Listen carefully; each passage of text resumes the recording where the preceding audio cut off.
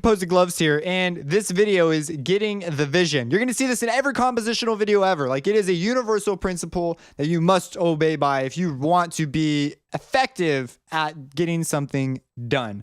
Like in anything, this is like a law of the universe. If you want to be great, there are of course always flukes. There are the flukes who can get by that have the vision handed to them, but there's no case in which you reach something amazingly great in which some sort of a vision played a role. You had to believe that you could do it. That is the vision. You had to believe, and you took some actions according to that belief. So in drum and bass, music production, what is our vision? Our vision is to make some drum and bass. How can we get a little more specific than that? Goal setting is one of the most important parts. If you can set your goals, if you can get your vision real clear, so clear that it's as if it's right in front of you, then you will be great. That is the secret to greatness. And the way I have found, and I like to read biographies and things to see how other people got their visions. What did they start out with? What were they like? The bigger a person is willing to realistically express their vision, the bigger they're willing to go and genuinely believe it.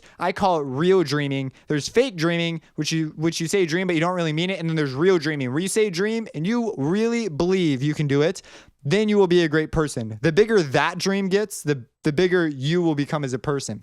The more you'll be willing to do. And drum and bass, we can take this to ourselves. There's a guy, oh my gosh, President Grant of the LDS Church. He was a prophet of the LDS Church. He said that if you take anything big and break it, his sort of method of doing things was you take something big and then you break it up into small enough pieces that even a child can understand. If you can take something big and do that, you will succeed. You will have the steps to get there. It becomes more realistic, more feasible. That's why the vision's so big. So let's talk about some things real quick, because I want to sort of tell you why I go about it the way I do. That should also shed some light on why I prefer to do things in series. The videos where they throw things at you, like I'm going to show you how to do this particular principle, but it's all over the map. That doesn't get you anywhere very dynamically. Like, it's relying on a lot of previous knowledge that they assume you have, which is a great marketing tool. Like some of the YouTube channels with the biggest followings as far as production is concerned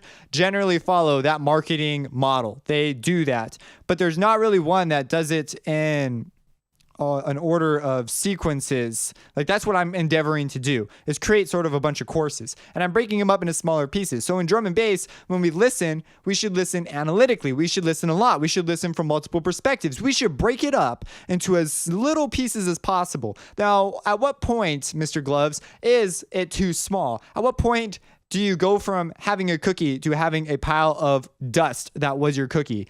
Like, they're not even crumbs. They're just dust. Like, sometimes people argue that a dust cookie, like that's sort of similar to cookie dough. So that's rewarding too. Yeah, sure. There are different benefits from each stage that you're at, but there's a point where you don't want to break it up any further. For example, you should weigh what your end goal is, how big it is, what aspects you want to accomplish about it. See, having a goal like I want to climb Mount Everest, like let's say that's my goal. If that was my goal, that's not enough. Like, just saying that is not enough in some cases. They will intuitively have some sort of understanding about why they want that goal. They may not be able to express it in words. It may be something that we will call passion. It is just in them. That might be what drives them. But the fact that they want to climb Mount Everest may be because they want to improve any number of things about their life. They want to be able to know that they can do something hard. They want to reach the top of the mountain so that they can summit. So there's going to be more to it than just simply wanting to climb a mountain. If it was simply, I want to reach the top of a mountain, they'd go find some other easier mountain and climb that. No, the fact that it is Everest and not some other mountain is substantial. So when you say, I want to make this genre, I want to make this track. Now, of course, that level of commitment here may not run as deep, like as a commitment towards a genre. Your commitment may be deeper into music, into you as an individual, why you pursue music, why it's your art. Why do you want to do this? What is it about it that sets you free, that enables you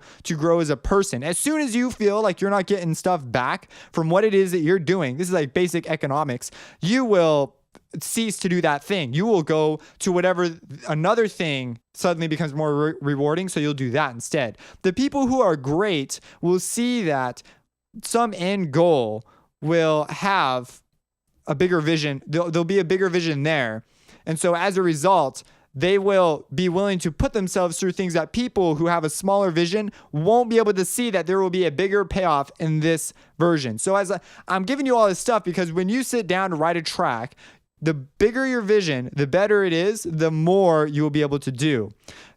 So it's sort of like, I feel like I'm kind of doing like some sort of a motivational thing, but that's not my goal at all. My goal is just to make you, or not make you, but have you at least become more aware and conscious of what it takes to be a music producer and why I'm putting this in the drum and bass, which I would put this in and probably in all of my series. I'll have some version of this as I grow and progress, but you just need to be aware. So when you're writing your tracks, have this in mind. When you have this in mind, you're going to be willing to do things you weren't willing to do before. You're not going to set things aside like you would before. You'll be willing to finish something that you wouldn't finish before because you are aware of your vision.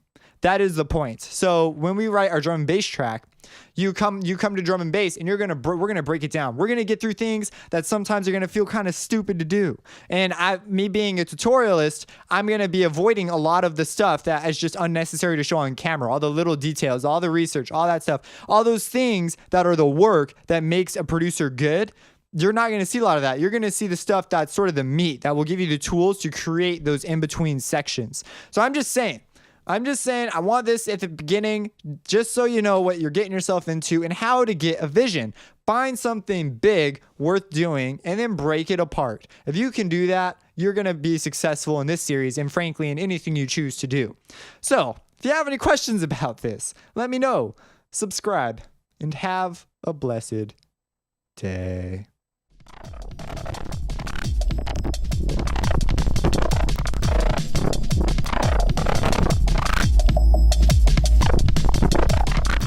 So it's a little repetitive. I'm going to go through and obviously vary it up and stuff, but I started focusing on other parts of the track once I had this sound down. The whole FLP started as that sound, and I just kept messing with it till I got something that I...